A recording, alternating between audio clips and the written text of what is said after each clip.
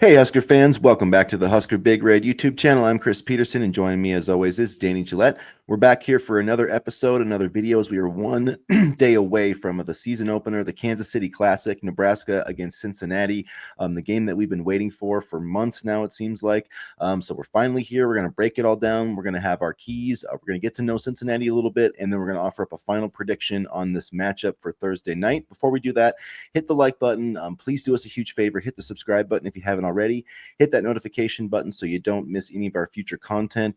If you're a hardcore fan of the Huskers, this is definitely a channel that you want to follow. So yeah, Danny, before we get into it, before we break down this matchup for Nebraska, 6.5-point favorite, how are you on this Wednesday morning, one day before the 2025 season kicks off? I'm ready to go. This is something I've been waiting for since last December, honestly. And I'm really excited about this team, really excited about this season. So I'm fired up and ready to go. Yeah, I'm fired up about this team. I'm fired up about this matchup. But, digging a little bit more into Cincinnati, I think there are some reasons to be, worried. This is a legit game. I mean, it's a Power Four game, and I think sometimes we've overlooked that a little bit.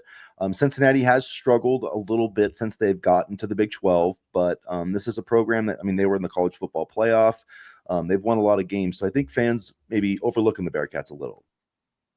Yeah, and when we took a look at this roster just off air a couple minutes ago, we started to see some really, really talented players on both sides of the football for the Bearcats, and I don't think this is going to be a contest where Nebraska can take it easy. It's not like the UTEP game last year.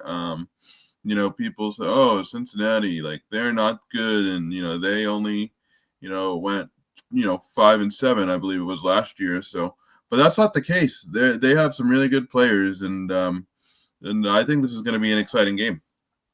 Yeah, when you mentioned really good players, I think the scouting report with Cincinnati starts with the quarterback, Brandon Sorsby, who you mentioned, over 2,800 yards passing last season. I mean, very similar to Dylan Raiola. I think he had just a little bit under, where Raiola finished. But he also had over 400 yards rushing and 9 touchdowns. So, I mean, 27 total touchdowns for this guy.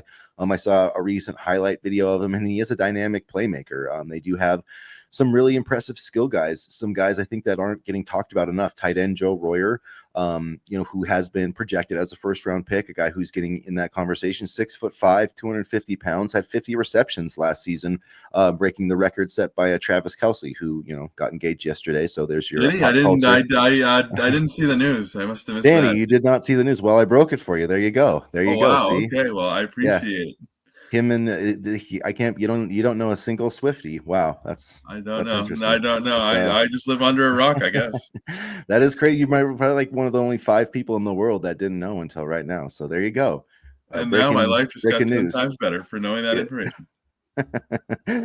But anyway, Joe Royer, though, who maybe is the next, great former Cincinnati Bearcat in the NFL, somebody Nebraska is going to have to deal with on Thursday night. Mhm. They've Cincinnati's also got 2 really dynamic running backs. Tawny Walker, who averaged 4.5 yards per carry with Wisconsin last year, had 10 touchdowns, over 800 yards. And then Evan Pryor, kind of their home run hitter, averages 7.5 yards per carry, over 10 yards per reception. He had 4 touchdowns last year of over 55 yards or more. So a true home Yep. run hitter. So that's kind of my initial. This offense is dangerous, and this is a team that can score points, especially if they're able to run the football. But yeah, Sorsby, one of 3 quarterbacks nationally with over 2,500 yards, 15 passing touchdowns, and 9 rushing touchdowns. And he was the only FBS quarterback with a 425-yard passing performance and 125-yard rushing performance. So this is Yep. definitely a guy that can beat you with his arm and with his legs. 19 Power Four starts and 2 years of eligibility as he heads into the 2025 season. He brings experience at the quarterback position. And then you have Evan Pryor, who you mentioned, 5th-year senior, 7 total touchdowns, 822 all-purpose yards. So this isn't a new Cincinnati offense with, playmakers who let's wait and see if they can do something. This is an experienced group. And, of course, it helps when your quarterback has that experience as well. And it's going to be interesting to see, and we'll get into this a little bit more, how the Nebraska defense is going to be able to contain both the legs of Pryor and the legs of Sorsby. Yeah, and talking about targets in the passing game, one name to know, at least at wide receiver, Cincinnati's had a lot of turnover there, but Jeff Caldwell, who came from the FCS, Lindenwood, he was a Walter Payton Award finalist. Another guy, though, his height, weight 6'5", 215 pounds, has 93 career catches at the FCS level, 1,700 yards, 23 touchdowns. Last year, he had over 1,000 yards, 11 touchdowns, 5 100-yard games. So this is somebody that, just to keep an eye on at the wide receiver position, a couple of bigger targets. And that might be, you're talking about who Say Wright might be covering. Maybe it's him. They have had, like I said, a lot of turnover. Cyrus Allen is another transfer. He had 18 catches for Texas A&M last year. Caleb Goody had 21 receptions for Colorado State. Jeff Caldwell did make Bruce Feldman's freaks list. Not that Yep. matters. There's plenty of guys on that list who don't perform super well on the field, but that's just somebody that Nebraska is going to have to deal with when they're on the field defensively. And when you're looking at this defense for Cincinnati, which has struggled in each of the past 2 seasons, they've had 6 games each year where they've allowed over 30 points. So I don't think it's crazy that for Nebraska to 30 points to me, I think is the barometer for this game. Like, if Nebraska scores 30 points on offense, I think it's a good day. Anything under than that, I think they might be, a little disappointed and feel like they left some meat on the bone. But they do have Corleone coming back. Hmm. And it's Dante Corleone, is that right? Yeah. Hmm. And so he dominant player inside, 3.5 sacks last year, 5 tackles for loss. He's a name to know. They have a couple other guys coming back from season-ending injuries who didn't play a ton last year. They also added Matthew McDoom, and all Sun Belt cornerback. We know about all Sun Belt players as Nebraska, added Marcus Watson Trent, who was one of the 10 guys who got a black shirt on what Tuesday. I'm losing my days. We're getting Me so too. close I to the like. I'm season. hoping that you know yours because I don't know mine. And it's just all one big jumble. Well, it makes it harder to win. They play Thursday because I'm used to Nebraska playing on Saturday, so it Yeah. makes it. I'm in like Thursday mindset, even though it's only Wednesday. Well, today I feel like it's Friday because you know what it does. It's like you said, it feels like Christmas Eve, and tomorrow's Christmas. So hopefully we don't get a lump of coal. Well, we're gonna have to get used to this, shortened schedule since we play so many damn Friday games. So I guess this is a good prep for the rest of the season. Yeah. um, But the Cincinnati team, a final note before we kind of get into some of the keys. They do have a lot of new players. I think like 29 new scholarship players or 29 players they added from the transfer portal. So a lot of turnover. 39 new scholarship players, excuse me, 39 new scholarship players, which isn't crazy in this era of college football. And you're going to have turnover, but they've tried to kind of load up in the portal. Scott Satterfield, I think it's safe to say he's on the hot seat. And this would be a massive win for him to come out, and that definitely would ease some of the pressure on him if he could get an upset. I would say this is definitely an upset over Nebraska week 1 if Cincinnati can win. Absolutely. And 9 of Cincinnati's 11 FBS opponents were bowl eligible last season. So they got Yep. tested a lot last year. And in the process, they also were able to get snaps for their freshmen. They had 921 true freshman snaps, which was the most since the 2018 squad. And then we saw, those snaps develop into the playoff run that Cincinnati had later on. So it was an interesting mix of getting guys acclimated to the college game while also facing an extremely tough schedule. So this Bearcats team is tested and this Bearcats team is talented. And I think Nebraska will see that on Thursday.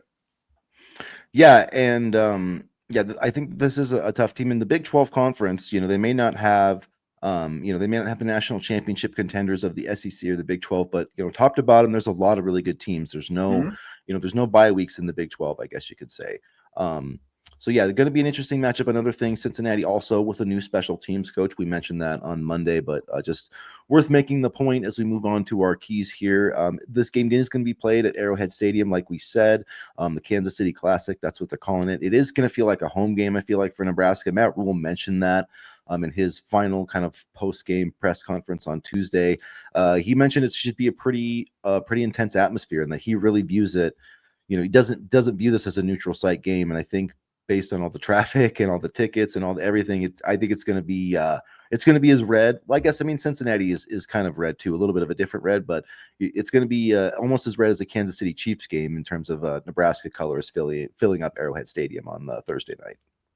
Yeah, it's going to be a really fun atmosphere. I can't wait to hear it on the TV. And I know Cincinnati fans will be there too. They've been talking smack all week on social media, but nothing like a good week one game. But no, I think the Cincinnati team, and I'll just keep saying it because I feel like a lot of people are overlooking them. I think they're going to be a tough matchup. It may not look, like a close game score wise, but I don't think Nebraska is going to be able to, just waltz in and, take this game 59-10. I think it's going to be a really tough, gritty battle and a good first test.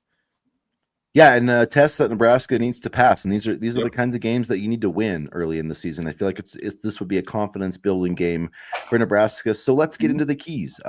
6.5 point favorite for the Huskers. I believe the over under is like 53.5 points. So that's kind of what the odds makers are saying about this game. What's one of your keys to Nebraska getting a win on Thursday night?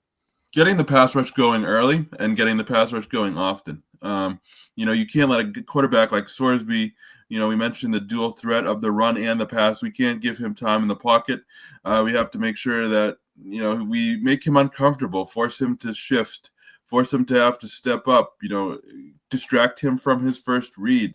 Nebraska needs to make sure that they wrap up when they try to tackle him and don't give him a second chance to throw because he will make you pay. So pass rush, which was an area that the Huskers struggled in last year, needs to be really good on Thursday. Yeah, I definitely agree with that. One of my keys, yet getting to the quarterback, is going to be a big one. I think even kind of to play off of that, Nebraska needs to stop the run game. I Mm-hmm. am worried about like these wide receivers, not as much as the running backs, the tight end like Joe Royer, but I think if you give a quarterback like Sorsby, the chance to kind of be in manageable situations and have that threat of the run game, have the play action, have some of that RPO stuff available, I think it's going to make life much more difficult for the secondary. So that's my first key is they need to hem in Tawny Walker. They need to hem in Evan Pryor. They need to make sure that they're doing a good job on Sorsby, especially on those third and six, third and sevens, those plays where, we saw like guy like Ethan Garbers break out for some big runs. That's where quarterbacks that can run can Yep. really kill you sometimes is those 3rd and 8 situations where you feel like you've got him stopped and everybody's covered, and then he breaks your back with a 15-yard run. Those are the plays that I'm worried about, those drive extenders. I do agree. You're 100% correct. The pass rush has to get there, but I think even before that, Nebraska needs to win on the rundowns, on those early downs to give their pass rush Mm-hmm. the best chance possible to get home against Sorsby. And on the subject of running backs, I think Nebraska needs to get Emmett Johnson and the rest of the backs involved in the passing game. We saw them really do that towards the end of the season last year when Dana Holgerson came in as offensive coordinator. And I think that needs to continue because, we still have a new offensive line, a lot of players coming back, but a new group. And, we mentioned guys like Dante Corleone and guys that can get to the passer. And I think Dylan Raiola is going to have to take what the defense gives him a lot of times, and we saw that last season with Emmett Johnson and the way he was able to make things happen after the catch, and even Ramir Johnson, although he's no longer with the program, unfortunately. So I think Nebraska needs to get their running backs involved in the passing game for those quick throws. I understand the air raid is more of a downfield threat, big play offense, but just take what the defense gives you because I don't think they're going to give Raiola a lot of time to throw. Yeah, and with when you mention Dylan Raiola is another key for me. He's a big key for me in this matchup, because there's been a lot of talk about, his progression, this program taking a leap, Dylan Raiola taking a leap this season. Matt Rule even said, a week or two ago, he's going to be one of the best players in college football this Yeah. season. Well, this is time to live up to it. He was a 5-star recruit. He's getting paid, $3 million this year. I realize that's not all from Nebraska, but you're getting paid that money for a reason, and it's time to produce. He had moments last year. He had some growing pains too, which is to be expected as a freshman. He still set the Nebraska freshman record in passing yards. He would have had more touchdown passes if his receivers had made more plays for him. In response to that, Nebraska upgraded with Dane Key and Isaiah Hunter, Cortez Mills, Carter Nelson's getting healthy. You've got Ja'Cory Barney, who set the freshman record, with receptions last year. So to me, I really want to see Dylan Raiola go out and have a game like he had against Wisconsin last year, 290 yards, a couple touchdowns. I really feel like that's going to set the tone for this team. I want them to, if they win the toss, take the ball, go down there with your quarterback, go set the tone. Dane Key, like, let's see what this offense can be. And we've heard about how it's supposed to be explosive and all that. But I actually want to see it, and I feel like that even though this defense does have some quality players, I think their best defensive lineman is going up against, I think, our best offensive lineman in the interior. So I feel like the pass rush will be able to hold up, and it's time for Dylan Raiola to start, playing like the big time quarterback that we all know he can be. And getting, Ja'Cory Barney involved early is another big thing for me, because we saw how effective he was out wide last year, and that he was more than a jet sweep player. I know that's shocking to hear, but no. All joking aside, Nebraska needs to get Ja'Cory Barney involved early and often. I mean, he can do amazing things with the ball in his hands after the catch. He's a very good route runner, very good receiver, and him and Raiola already have chemistry from last season. So getting him involved as often as possible. Yes, you'll have Dane Key, who is awesome. Yes, you'll have, guys like Hunter along the way and things like that. But getting Ja'Cory Barney involved is going to be important, and I'm curious to see how many different ways they get him involved besides just out wide. Are they going to try a jet sweep or two? Are they going to, have him, what type of routes are they going to have him run? Is he going to be an intermediate route runner? Is he going to, focus more on deep routes for this game? How are they going to let him loose? Because I think he's going to be a key factor for this game and the wide receiver group in general. Yeah, I'm interested to see how they also use, Isaiah Mosey, if they, have some of those plays that they used Barney last year, if they kind of turn some of those over to him with his receiving and running ability, some of those end arounds, jet sweeps, some of those types of things, because he's going to be their kickoff returner too. So I'm wondering if that's a way that they'll try to get the ball in his hands and, let Barney be more of a receiver instead of a gadget player like he was at times last year. So yeah, that will be something to watch, I think, on Thursday night. And then another thing for me, I guess, is just the mistakes. There's going to be mistakes in this game. There's probably going to be missed tackles, penalties, things like that. Probably going to be some turnovers at some point. But I guess for me, it's just Nebraska needs to not do some of the things that we've always seen them do, right? Like fumble at the 1 yard line when you're trying to take a 2-score lead. And I know Jeff Sims isn't here anymore, but he wasn't the only one who's been doing that. I mean, we had what gave the ball away to Iowa in the final minute of the game last year. So it's just things like that. Cincinnati, they did have 12 forced fumbles last year, which was tied for second in the Big 12, but they only forced 1.2 takeaways per game. Nebraska only forced 1.3 takeaways per game. So neither of these defenses is really great at taking the ball away. So I, just win the turnover battle. Don't put the ball on the ground. Don't let your field goals get blocked. Don't, if you have a 30-yard field goal, you need to make it. Don't have those gaffes that can help you kind of put that basically prevents you from putting this game away. You know what I mean? Those are the kinds of things that, when you have like a 7-point lead and you have a chance to make it 10, you miss that field goal. Those are the things that come back to bite you. And I feel like Nebraska always seems to have a mistake like that. And somehow, some way they need to avoid that on Thursday and just execute and just, go play your game and win. This isn't necessarily key, but I'm very curious to see what Kyle Cunanan does for field goals. I believe they said he was the starting kicker. So does that mean to you field goals and kickoffs? Yeah, I think so.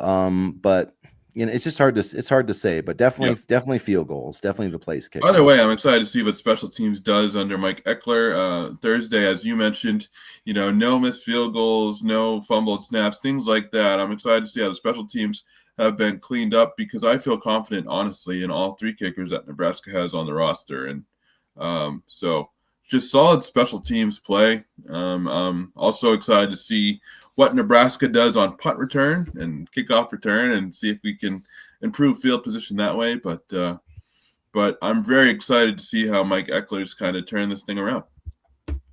Yeah, one thing to note about Cincinnati with their special teams, they had a strong kicker last year who graduated. They didn't have a single punt return over 20 yards or a kickoff return over 30 yards. So they've had their struggles as well in the kickoff and punt return game. So really both teams in the Kelly Ford special teams ratings, the preseason rankings, Cincinnati in special teams was ranked 99th, Nebraska 116th. So special teams, like we said the other day, could be an X factor in this matchup. So do you have any other keys before we move on to our final predictions here? Other keys. I'm trying to think.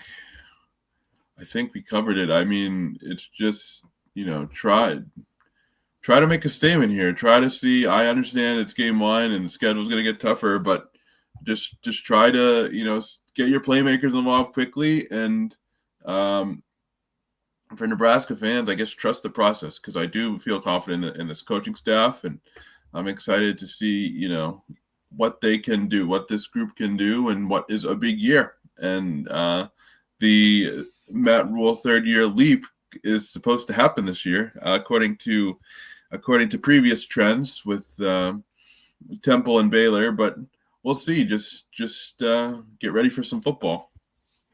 Yeah, it's good to finally have some football. I think running the ball is going to be important for Nebraska as well. Yeah. That always is. Winning the battle in the trenches. I mean, those are all important things. But yeah, this is going to be an interesting matchup. This isn't like this isn't a throwaway game. This is a game Nebraska very easily could lose. And Cincinnati with a lot to play for as well. Both of these teams, I would say, are very hungry. Nebraska, trying to take that next step. Cincinnati's trying to save the job of their head coach, trying to get back to a bowl game. And when you're 5-7 and you play in the Big 12 conference, like every game is critical. So there's going to be, I think, a lot of urgency on both sides, because for Nebraska, if they want to achieve their goals this season, this isn't a game they can lose. If they want to be a playoff team, and I think that it's pretty fair to say that's kind of the goal for this team. You can't lose this game. That would be a terrible look on your resume. And it would be hard to recover from that. Then they still could, obviously, but then you're looking at having to go, 8-1 in the Big Ten to try to make the playoff, because if you have 2 losses, and it's you can make it if you have 3 losses, but they better be 3 pretty good losses, or you better have some pretty damn good wins. And the problem with this schedule is that there's only a few opportunities for that, right? I mean, you've got Penn State, maybe Michigan, maybe USC, Iowa. So there's only so many chances for marquee wins. So you really can't afford. I'll add them in there too. You know what? Yeah, and who knows? I mean, Indiana last year, nobody, when we looked at our schedule, we're like, oh, Indiana's going to be top 10 team when we go to. So I mean, things change. Yeah, things change quickly with the schedule. So yeah, you're right. There could be more marquee opportunities, but this isn't one of those games I think that Nebraska wants to have as a loss if they're trying to get into the playoffs later in the year. And even if there's, even if we're trying to find marquee opportunities, there's no easy game in the Big Ten. I don't care, if we're playing Northwestern, Purdue, nobody's easy in this conference. And every game's a grind and every game's a battle. And, if you want to take a Saturday off in the Big Ten, you're going to lose. Yeah, especially with all the money that everybody's spending on their rosters now. There are no guaranteed wins. I mean, even Purdue's trying their best, and they've got a lot of talented players. So they played us tough over the years. So yeah, it's going to be a grind. So what do you think is going to happen Thursday night, Kansas City Classic? What's your prediction? Oh, prediction time. I'm terrible at these. You know what? I think Nebraska is going to start off slow, but I think they're going to turn it on in the second half. I think both teams are going to feel each other out for like the first half, and then we'll start to see some real football being played. I'm predicting Nebraska 30-17. 30-17. That's pretty similar to my prediction.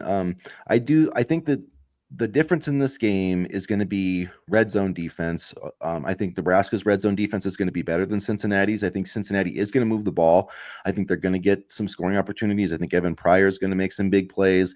I think John Butler is going to be talking about how the defense needs to tackle a little better after this game. Not because it's a bad tackling defense. It's just the first game that kind of happens. But I think they're going to buckle down in the red zone, and I think they're going to hold Cincinnati to 20 points. I think it's going to be a scenario where the Bearcats do get a decent amount of yards, but they're going to hold them to 20 points. I think Nebraska is going to get the lead in the first quarter. I think they're going to hold on to it most of the game, but I think it's going to be, one of those back and forth ones where you can never really, breathe easy.